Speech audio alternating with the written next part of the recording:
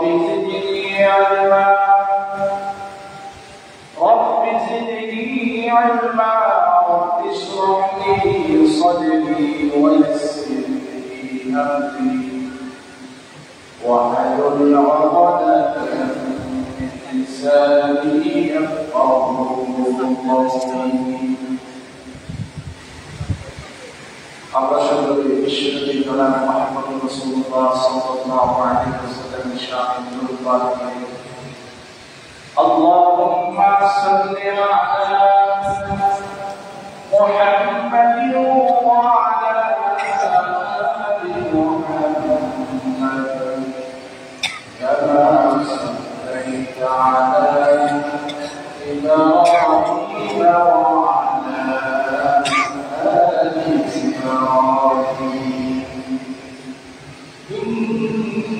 إنك حميد مجيد كما قال الشاعر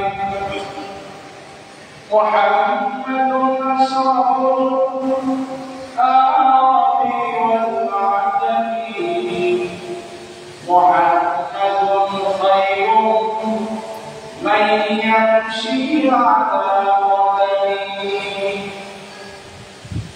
আমরা সকলে বলি মুহাম্মাদুন আশরাফুল আ'রাবি ওয়াল আ'জামি মুহাম্মাদুন খায়রুম মান ইয়ামশি আলা কদমিহি মুহাম্মাদুন সাহিবুল মা'রুফি জামি'ুহু محمد صاحب الإحسان والكرم محمد تاج رسل الله قائمة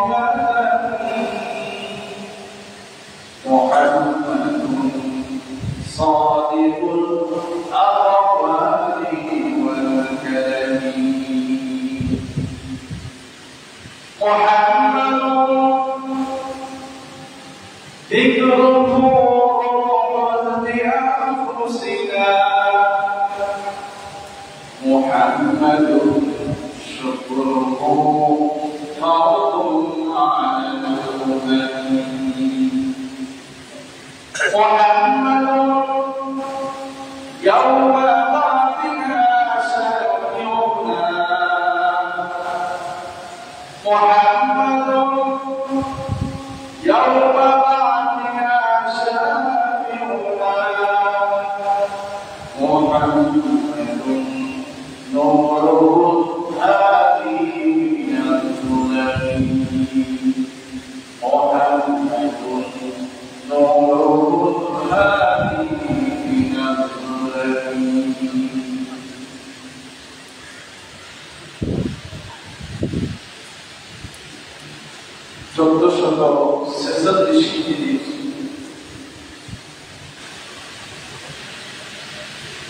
সফর মাসে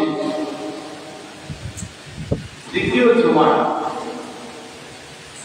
চট্টগ্রাম মহানগরীর ৫ টাকার অন্তর্গত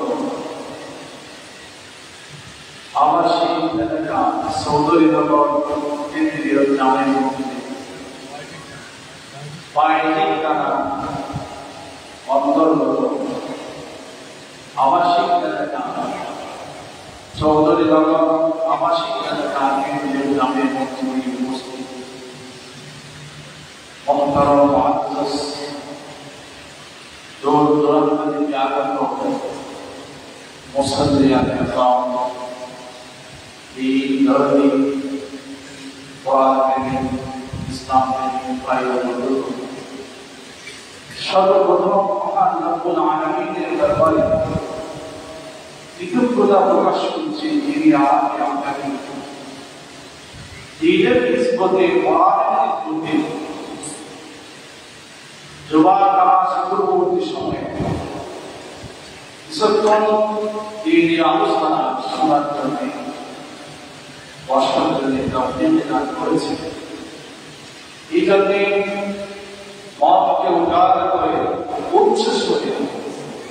অন্তরের অন্তঃস্থল থেকে কালিমা শুকর লেখা আলহামদুলিল্লাহ।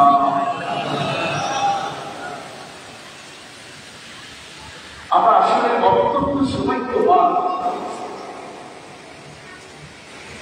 যিনি আমাদেরকে এই পবিত্রতম মসজিদে এসে আল্লাহ তাআলার রহমতের ছায়াতলে প্রবিষ্ট হওয়ার জন্য, সমাগত হওয়ার জন্য সুযোগ করে দিয়েছে।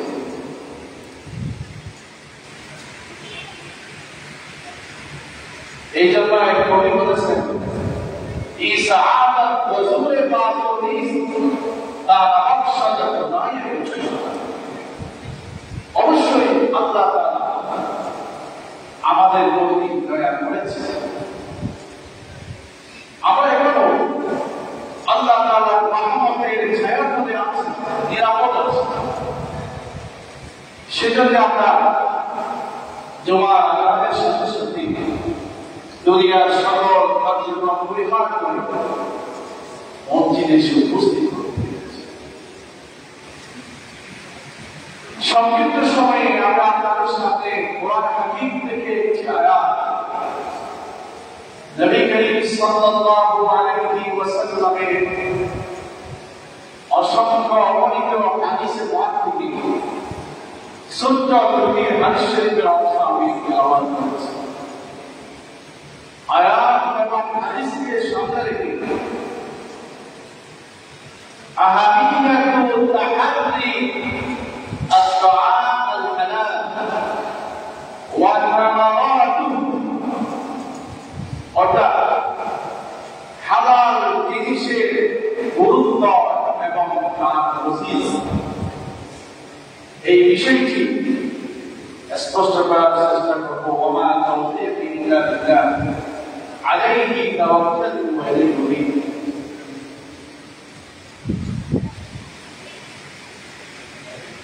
আপনারা জানেন আল্লাহ রাব্বুল আলামিন আমাদেরকে এই দুনিয়াতে পাঠিয়েছেন চিরস্থায়ীর জন্য না ক্ষণস্থায়ীর জন্য?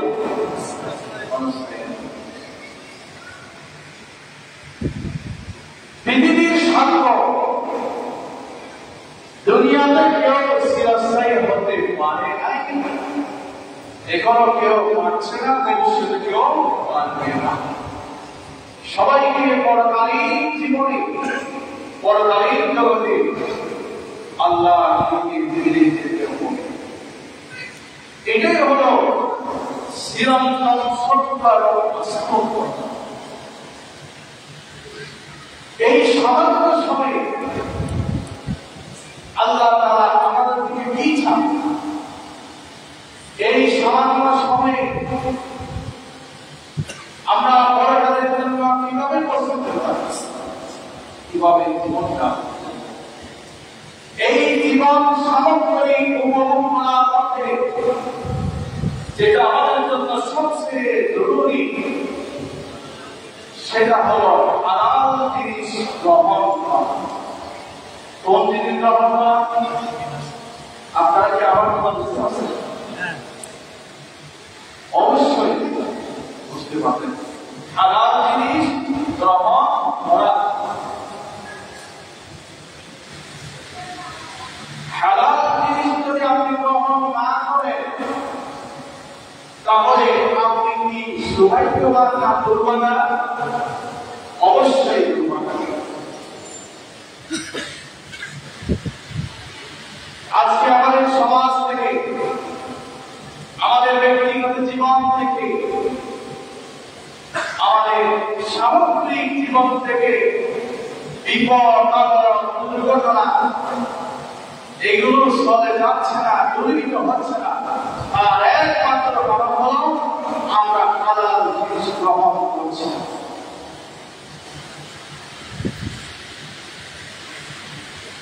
একদম পরিপূর্ণ হওয়ার জন্য অবশ্যই তাকে হালাল জিনিস থেকে বাঁচতে হবে, হালাল জিনিস গ্রহণ করতে হবে। হালাল জিনিসের অগ্রগতি বান্দা তার খাবার এবং আমাদের মধ্যে পূজা ব্যয় করা, যেটা আল্লাহ রাব্বুল আলামিন বান্দার জন্য হালাল করে দিয়েছেন। সুবহানাল্লাহ। সুতরাং বান্দা এমন জিনিস গ্রহণ করবে, সেই জিনিস বান্দার জন্য আল্লাহ তাআলা হালাল করেছে, পবিত্রতা দিয়েছে। তাই একজন বান্দা কখনো হারাম জিনিস গ্রহণ করতে পারবে না। আমাদের জীবনে হালাল জিনিস অন্বেষণ করা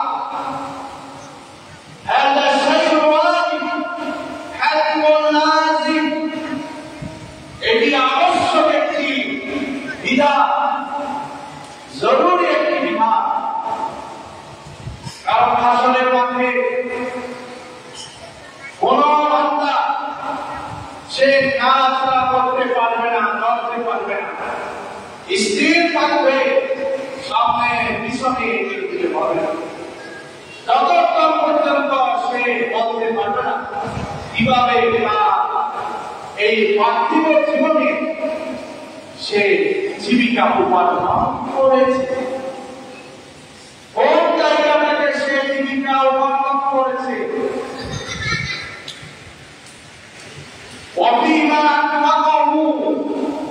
শুধু জীবিকা উপার্জন নয়, সেই উপার্জিত সম্পদ টাকা পয়সা কোথায় ব্যয় করেছে অবশ্যই হিসাব দিতে হবে।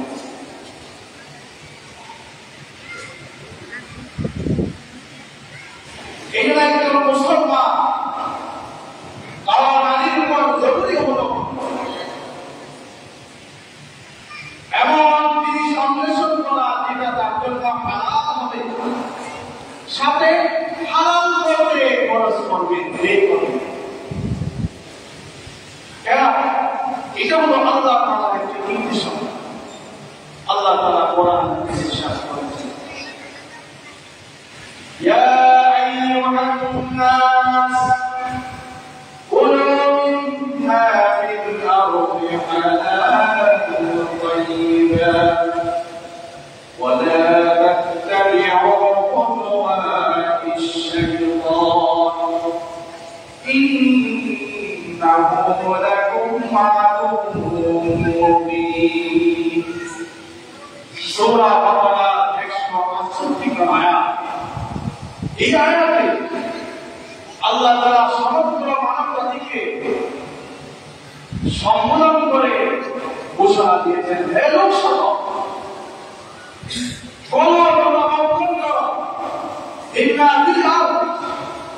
এই জমিনে যা আছে, কি আছে, হালাল তাইয়্যিবা, যেগুলো হালাল ও পবিত্র জিনিস আমাদের জীবন যাপন করার জন্য, জীবন যাপন করার জন্য আল্লাহ যেগুলো হালাল করেছেন সেগুলো দিয়ে তোমরা জীবন যাপন করো, উপভোগ করো। এই নিয়ামত প্রকৃতি তোমাদের জীবন সামগ্রী, তোমাদের জীবনকে তোমরা সাজাও। সাথে আল্লাহ ধমক দিয়েছেন, সতর্কতাও করেছেন। এই নিয়ামত ভোগ করতে গিয়ে যেন তোমরা শয়তানের কুমন্ত্রণায় পড়ে না যাও।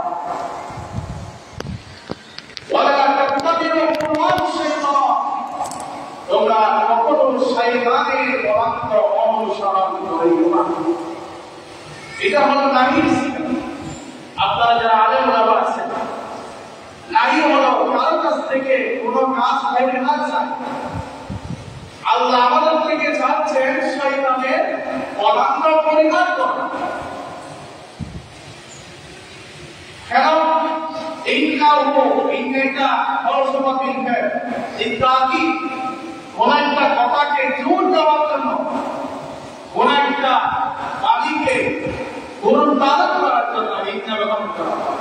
ইন্নাহু নিশ্চয়, হুয়া শাইতান, নিশ্চয় এই শয়তান, লাকুম, এখানে খবরটা আগে এনেছেন আপনারা যারা মাদ্রাসা ব্যাকগ্রাউন্ড বুঝবেন, তোমাদের জন্য আদৌয়ে কবি, প্রকাশ্য শত্রু। শয়তান আমাদের প্রকাশ্য শত্রু। অনেকে করতে পারে। এখানে আল্লাহ তাআলা প্রকাশ্য শত্রু বলেছেন, তার মানে গোপনীয় শত্রু নয় কি? এটা নিয়ম আমাদের কাছে আল্লাহিরও অনওয়ারুল নাফি, যেটা আমাদের দৃশ্যমান সেটা উল্লেখ করে, ভিতরটাও করে চলে আসছে। তিনি যেমন আমাদের প্রকাশ্য শত্রু, তেমনি ভাবে তিনি আমাদের গোপনীয় শত্রু। এই জন্য বিভিন্ন কিতাবের মধ্যে আছে, আপনি মানুষ থেকে আপনি হয়তো গুনাহ থেকে বাঁচেন, নিজেকে রক্ষা করেন, কিন্তু আপনি গোপনে নিজেকে গুনাহ থেকে রক্ষা করতে পারেন না। এই জন্য ফিকহের কিতাবে শরিয়ার বিভিন্ন গ্রন্থগুলিতে আছে, গোপনে নিজেকে রক্ষা করা এটা আরো বেশি জরুরি।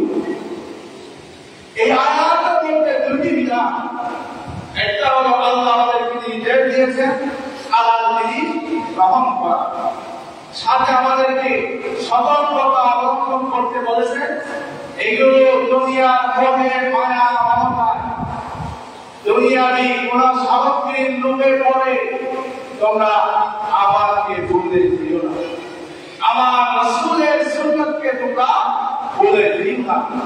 যদি শয়তানের পদার্থ অনুসরণ করো তোমরা আমাকে ভুলে যাবে। ইতিপূর্বে অনেকেই ভুলে গিয়েছেন, তারা সবাই ধ্বংস হয়েছেন, রাসূলকে প্রত্যাখ্যান করেছিলেন, রাসূলকে মিথ্যা প্রতিপন্ন করেছেন, সবাই ধ্বংস হয়েছে। ঠিক তেমনি ভাবে আমরাও যদি আল্লাহকে ভুলে যাই, রাসূলকে ভুলে যাই, শয়তানের পদার্থ যদি আমরা অনুসরণ করি, শয়তানের নীতি নির্দেশনা, শয়তানের নিয়ম নীতি আমরা যদি পালন করি, তাহলে আমাদের জন্য ধ্বংস বিভাগ।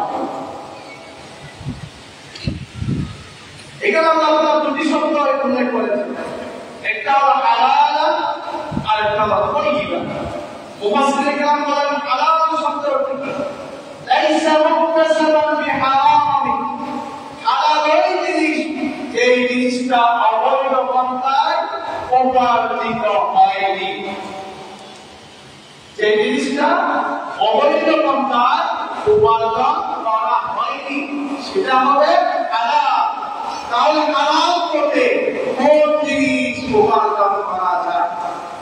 একটা হলো সুদ, একটা কি সুদ। এই সুদ হলো অবৈধ পন্থায় মানুষের প্রতি জুলুম করে, সমাজের প্রতি জুলুম করে, নির্বিচার করে এই সুদের টাকা উত্তোলন করা হয়, আদায় করা হয়। দুই নম্বর হলো প্রতারণা। বিভিন্ন ব্যবসা সামগ্রীতে অনেক ভাইরা সাধারণ সরল মানুষের সাথে, ক্রেতার সাথে যে ধোঁকাবাজি করে, সেটাকে আরবিতে লালচ। এই যে প্রতারণার মাধ্যমে উপার্জিত টাকা কখনো হালাল হতে পারে না, এটা হারাম। এরপর সালাতা, চুরি করা।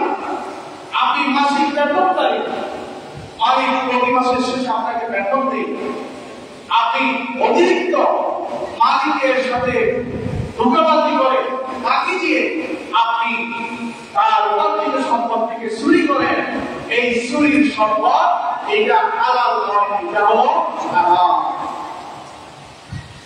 4 নম্বর হলো রিশওয়া। রিশওয়া হলো ঘুষ। আপনি ঘুষের মাধ্যমে চাকরি দিয়েছেন, আপনি ঘুষের মাধ্যমে সম্পদ উপার্জন করেছেন, ব্যাংক ব্যালেন্স করেছেন, এগুলো সবগুলোর তাকে হালাল না হারাম? আমার সাথে একটু আওয়াজ করতে হবে, হালাল না হারাম? একটু জিকির করি, লা ইলাহা ইল্লাল্লাহ, লা ইলাহা ইল্লাল্লাহ, লা ইলাহা ইল্লাল্লাহ, মুহাম্মাদুর রাসূলুল্লাহ। তাহলে ঘুষের মাধ্যমে যেই টাকা উপার্জন করা হবে সেই টাকা হালাল না হারাম? অবশ্যই হারাম।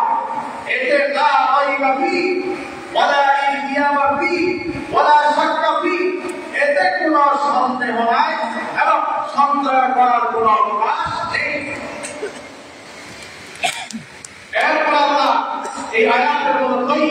ব্যবহার করেছে। আমরা তৈবানের বিভিন্ন অর্থ বাংলাতে বলি, তৈবুন এটা আরবি শব্দ, রজুলুন তৈবুন, একজন উত্তম পুরুষ। তৈবুন মানে ভালো, তৈবুন মানে উত্তম।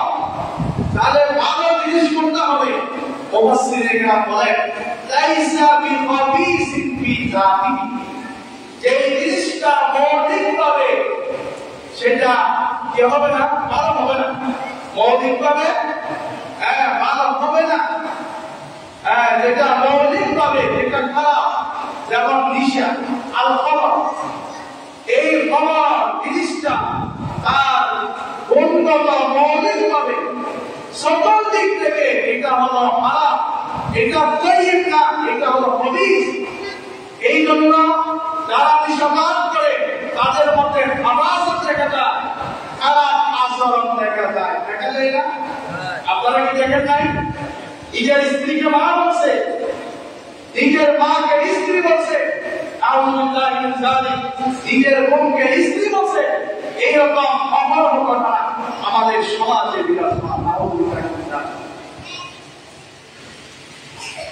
মিশকাত শরীফের মধ্যে এই খবর যে অবৈধ,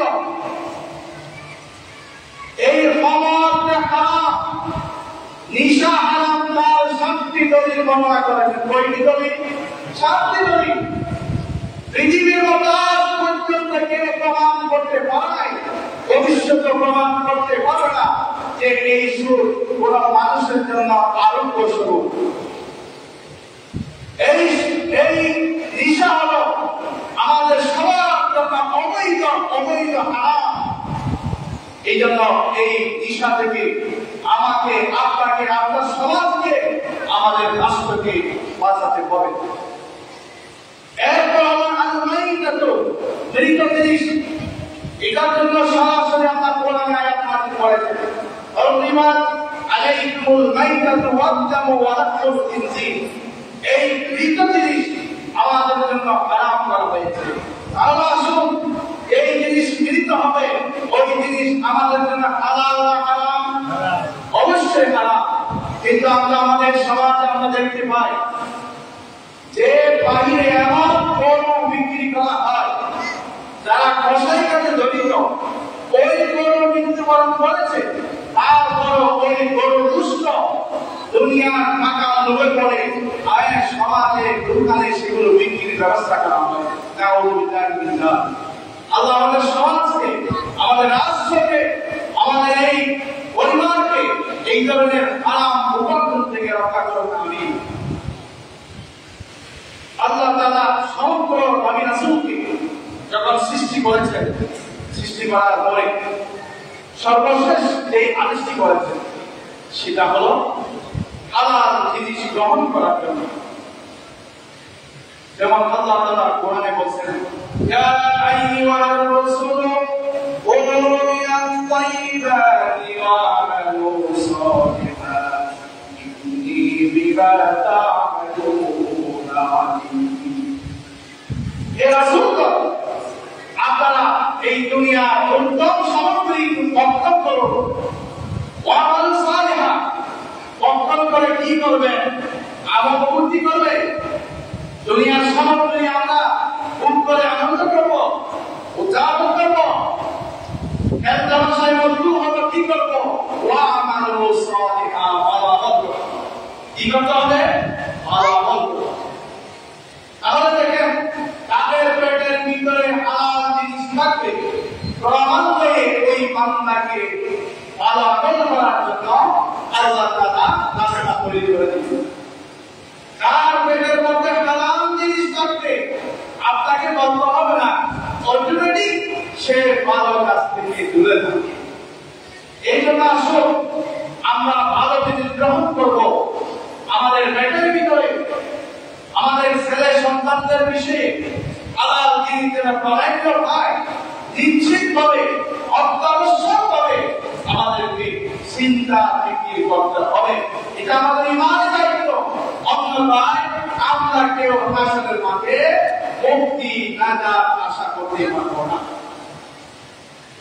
আল্লাহ সুবহানাহু ওয়া তাআলা এই হালাল জিনিস বর্ণনা করার জন্য আমাদেরকে নির্দেশ দিয়েছেন। কোরআনে বিভিন্ন জায়গায় আল্লাহ বলেছেন এই জমি আমি আপনাদের জন্য বাধ্য করেছি, এই জমি আপনারা বিচরণ করছেন। এই জমি থেকে আল্লাহ উদ্ভিদ করে দিচ্ছে, সেখান থেকে আমরা ফল মূল শস্য বিভিন্ন খাবার সব কিছু আমরা উপভোগ করছি। তাহলে তোমরা এই জমিনে এই হালাল দ্রব্যগুলো আছে সেগুলো খুঁজে খুঁজে তোমরা বের করে দাও নিজের জন্য, নিজের পরিবারের জন্য। সূরা মুলকের মধ্যে আমরা সেটা বলতে ওয়াল্লাযী জাআলা লাকুমুল আরদা দালুলান ফামশু ফি মানাকিবিহা ওয়া কুলু মির রিজকিহি ওয়া ইলাইহি নুশুর। আল্লাহ রাব্বুল আলামিন কোরআনে ইরশাদ করেছেন, তিনি এমন সত্তা যিনি তোমাদের জন্য এই জমিনকে বানাতে করে দিয়েছেন, এই জমিনকে তোমাদের অধীনস্থ করে দিয়েছেন। এই জমিনের উপর বিরাজমান জীব জন্তু যেরকম তোমাদের অধীনে করে দিয়েছেন, সেই রকম এই জমিনকে আল্লাহ তাআলা আমাদের জন্য অধীন করে দিয়েছেন। সেজন্য আমরা যেখানে চাই ভ্রমণ করি, আমরা চলাফেরা করে হাঁটি, তবে মনে রাখবেন এমন এক সময় আসবে এই সময় আপনি দুনিয়াতে বিরাজমান করতে পারবেন না, ভ্রমণ করার সুযোগ থাকবে না। এই দুনিয়াতে যখন জাহাজ অজ্ঞতা প্রসাদ, এই দুনিয়াতে যখন মারামারি জুলুম নির্যাতন চুরি ডাকাতি রাহাজানি যখন বেড়ে যাবে, এই দুনিয়ার ফল এই দুনিয়ার নিয়ামত নাকি উকিরত সব দুর্বলতা হয়ে যাবে। তবে আসমান আল্লাহ আসমান বলবে, হে আল্লাহ জমিন আমাকে বলছে কিছু না দেওয়ার জন্য, বৃষ্টির পানি বন্ধ করে দেওয়ার জন্য বলবে। এরপর আল্লাহ বলবে, ঠিক আছে জমিন তুমি নিশ্চিত হয়ে যাও, অকেজ হয়ে যাও। এরপর আসমানকে বলবে, হে আসমান তুমি অকেজ হয়ে যাও, তোমার কোনো দরকার নাই, কারণ এই দুনিয়ার আমি সৃষ্টি করেছি অনেক মানবকার, আমার সৃষ্টি আর আমার নিয়ামত নাকি উপভোগ করে আমার ইবাদত করার কথা, আমার মাত্র হওয়ার কথা, আমার অনুসরণ করার কথা, তারা সীমালঙ্ঘনকারীতে পরিণত হয়েছে, তারা আমার অবাধ্য হয়েছে। এভাবে অনেক সময় এই আসমান তুমি বিস্তৃত হয়ে যাবে। এই জন্য আমাদেরকে হালাল জিনিস ভক্ষণ করতে হবে। হালাল জিনিস ভক্ষণ করা এইটা বড় নিয়ামত। দুনিয়াতে যত নবী রাসূল দুনিয়াতে এসেছেন, সবাই হালাল জিনিস নিজ হাতে কষ্ট করে হালাল জিনিস ভক্ষণ করেছিলেন। এই জন্য আমাদেরকে এই হালাল জিনিস ভক্ষণ করতে হবে। সাহাবায়ে কেরাম জিজ্ঞাসা করলেন, ইয়া রাসূলুল্লাহ, যুদ্ধের ময়দানে আমরা যেভাবে কষ্ট করে নিজের আর সম্পদ সব কিছু আমরা সহ্য করি, ওখানে যেহেতু আপনার সান্নিধ্য অর্জন করি, ইয়া রাসূলুল্লাহ আমরা নিজের ছোট বাচ্চার জন্য জীবিত উপার্জনের জন্য আমরা যেরকম বাইরের হয়ে ঘর থেকে দেশ থেকে দেশান্তর প্রবাস জীবনে এরকম নিজের মা বাবা নিজের জীবিকার জন্য আমরা যেরকম আমরা বাহিরে চলে যাই, ইয়া রাসূলুল্লাহ আপনাকে আমাদেরকে জিহাদের মাধ্যমে দিলেন। আল্লাহ নবী বলেন, হে আমার সাহাবায়ে কেরাম, অবশ্যই জিহাদের ময়দানে তোমরা নিজের সব কিছু ত্যাগ করে যেভাবে জিহাদের মাধ্যমে করবে, নিজের ছেলে সন্তান, নিজের পরিবার পরিজন, নিজের মা বাবাকে সবার জন্য নিজের উপর অর্পিত দায়িত্ব পালন করার জন্য তোমরা যদি নিজের ঘর থেকে বাইরে হও, দেশ থেকে দেশান্তরে বিভিন্ন প্রান্তে যদি তোমরা ছড়িয়ে যাও, প্রবাস জীবনে যদি তোমরা ছড়িয়ে যাও, আল্লাহ তাআলা ওই জীবিকা উপার্জন যদি তোমরা মৃত্যুবরণ করো, আল্লাহ তাআলা তোমাদেরকে জিহাদের মতো মুজাহিদদের মতো তোমাদেরকে মর্যাদা দান করবে। সুবহানাল্লাহ। কত বড় নিয়ামত! আপনারা শুনলাম কবেন আমরা দুনিয়ার জীবনে নিজের সন্তানকে মানুষ করে দেওয়ার জন্য, নিজের সন্তানের জন্য প্যারেন্ট নেওয়ার জন্য কত ঘুষের টাকা আমরা রেখেছি, তার হিসাব নাই। নাউযুবিল্লাহি মিন যালিক। সেখান থেকে আমরা বুঝতে পারি এরকম অহরহ ঘটনা আছে, তারা নিজের একটা সন্তানকে দিনদার হিসেবে রেখে দিতে পারে নাই, একজন সন্তানকে দিনদার হিসেবে রেখে দিতে পারে নাই। কারণ মানুষ যখন মারা যাবে তার সকল আমলের দরজা বন্ধ হয়ে যায়। ইনকাতা আমালুহু ইল্লা বিন সালাস, তিন পৃথিবীর তার কবরে যেতে থাকবে। তার মধ্যে একটি হলো সাদাকাতি জারিয়া। কোন বান্দা যদি জীবদ্দশায় কোন সদকায়ে জারিয়া করে থাকে, মসজিদে কোন কিছু নির্মাণ করে, একটা মাদ্রাসার ভালো কাজে, অন্যায় কাজে কোন কিছু যদি অবদান দিতে যায়, যতদিন পর্যন্ত ওই মানুষ চলাফেরা করবে তার সওয়াব ওই বান্দার কবরে যেতে থাকবে। দুই নম্বর বলা হয়েছে ইলমিয়ান তাবিউ বিহিন নাস, যে আল্লাহ দুনিয়াতে রেখে দিয়েছেন, কোরআনের তালিম দিয়েছেন, মানুষকে ভালো কাজ আহ্বান করেছেন, নিজের সন্তানদের এমন শিক্ষা দিয়েছেন, নিজের মহান শাগিদ রেখে দিয়েছেন, ওই ছাত্র পরবর্তী ধারাবাহিকভাবে যত আসবে তাদের সওয়াব ওই মুমিনের কবরে যেতে থাকবে। তিন নম্বর আওয়ালাদিন সালিহিন ইয়াদউ লাহু, এই বান্দা দুনিয়াতে সন্তান রেখে গেছে, ওই বান্দা যতদিন নামাজ পড়বে, যতদিন কোরআন তেলাওয়াত করবে, যতদিন ইবাদত করবে, ওই ইবাদতের সওয়াব ওই বাবার কবরে যেতে থাকবে। সুবহানাল্লাহ। তাহলে একটা সন্তান কেমন হবে? যে ব্যক্তি হালাল উপার্জন করবে, যে ব্যক্তি হালাল উপার্জন করবে, যে ব্যক্তি হালাল উপার্জন করবে, তার সন্তান কখনো নেককার হবে না, হবে না, হবে না। দুনিয়ার ইতিহাস প্রমাণ, তার সন্তান কখনো তার জন্য আল্লাহর কাছে হবে না, বরং দুনিয়াতে প্রজা সৃষ্টিকারী হবে। এরকম হয়েছে কিনা? নিজের বাবাকে মেনে ফেলছে, নিজের মেয়ে নিজের মা বাবাকে মেনে ফেলছে, এরকম ঘটনা ঘটেছে। সেই জন্য আপনি যখন হালাল উপার্জন করবেন, আপনার সন্তান দিকদার হবে। তার প্রমাণ এই দুনিয়াতে আসাফল কুতুব আলা কিতাবিল্লাহি সহিহ বুখারী, এই কোরআন মাজিদের পরে এই কিতাবটি সবচেয়ে বিশুদ্ধতম বুখারী শরীফ। বুখারী শরীফ তিনি রচনা করেছেন, তিনি মুহাম্মদ ইবনে ইসমাঈল ইবনে ইব্রাহিম ইবনে মুগীরা। তিনি কার সন্তান ছিলেন জানেন? ওনার বাবার নাম ছিলেন আবুল হাসান ইসমাঈল ইবনে ইব্রাহিম রাহমাতুল্লাহি আলাইহি। আবুল হাসান ইসমাঈল ইবনে ইব্রাহিম রাহমাতুল্লাহি আলাইহি ইমাম বুখারী আব্বাদান যখন দুনিয়া থেকে বিদায় নিচ্ছেন, তিনি তার শাগিদ, তার ছেলে সন্তান সবাইকে নসিহত করেছেন। কি নসিহত করেছেন? লা ইয়ামু ফি জামি'i মালি দিরহামান মিন শুবাহাতিন, আমি জানি না যে আমার সব সম্পদে কোন ধরনের সামান্য সন্দেহজনক কোন টাকা পয়সা নেই, আমার সম্পদে কোন ধরনের সন্দেহজনক টাকা নেই, যেগুলো বিভিন্ন ভাবে উপার্জন করেছি।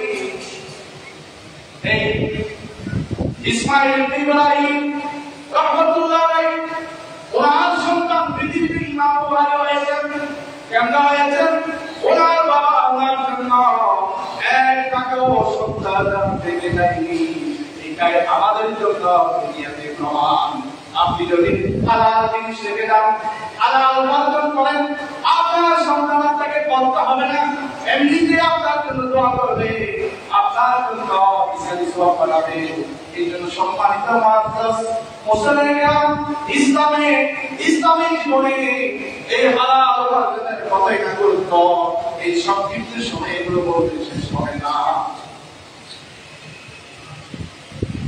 এই জন্য আমাদের হাদিসে বলা মিনাল হালাল বাইনুন, হালাল মানে সুস্পষ্ট, ওয়া ইন্নাল হারাম বাইনুন, দুনিয়াতে হারাম জিনিস সুস্পষ্ট, ওয়া বাইনাহুমা মুতাশাবাহাত, এই হালাল এবং হারামের মধ্যবর্তী সন্দেহ জিনিস যেগুলো আছে সেগুলো সন্দেহজনক, সেগুলো সুস্পষ্ট। এগুলো আমাদের অজ্ঞান, আমরা সবাই জানি কোন দিকে গেলে হারাম হবে সেটা সন্দেহজনক, সেটাও জানি, কোন দিকে গেলে হালাল হবে সেটা আমরা জানি, কারণ আপনি বাজারে গিয়ে পাওয়া যাচ্ছে। আল্লাহ তাআলা পার্থক্য করার যোগ্যতা সালাহিয়ত আপনাকে দান করেছেন। লা ইয়ালামুন্না কাসীরুম মিনান নাস, কিন্তু অধিকাংশ মানুষ এগুলো জানে না। হালাল কি জিনিস, হারাম কি জিনিস, সম্প্রদায়ের কি জিনিস, এই বিষয়গুলো জানে না। আমার তাকাসসুবাহাতি, আল্লাহ নবী বলেন যে ব্যক্তি যে আমার উম্মাহ সম্প্রদায়ের জিনিস থেকে বেঁচে থাকবে, ইসলামাদিহি বিওয়াইদি, সে তার দিন আর সম্মান দেবে, সে কিয়ামত মুক্ত হবে, সে আযাব মুক্ত হবে। ওয়ামান ওয়াফা বিশুবহাতি, যে ব্যক্তি সম্প্রদায়ের জিনিস রক্ষা করবে, উপার্জন করবে, ওয়াকা বিল হারাম, সে যেন হারাম জিনিস ভক্ষণ করলো।